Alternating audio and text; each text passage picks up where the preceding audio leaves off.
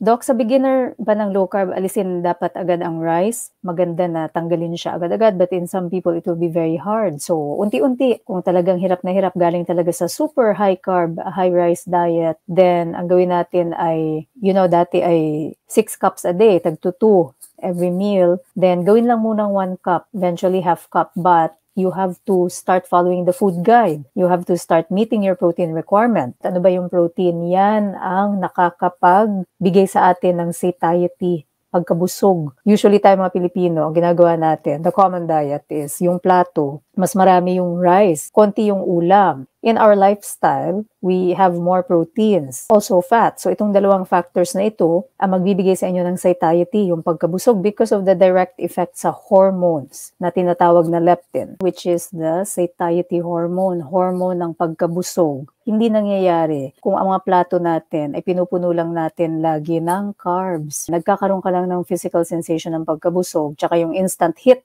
ng sugar, lalo pa pag sinasamahan natin yan ng mga simple sugars, like may kapartner ka pang juice or any kind of instant na source ng simple sugar. Kala mo, busog ka na, but in reality, pag crash ng insulin na yan, edi gutom ka na ulit. So, okay lang po sa simula, but we really have to eliminate itong high net carb na mga pagkain. Otherwise, we never get out of that cycle of addiction.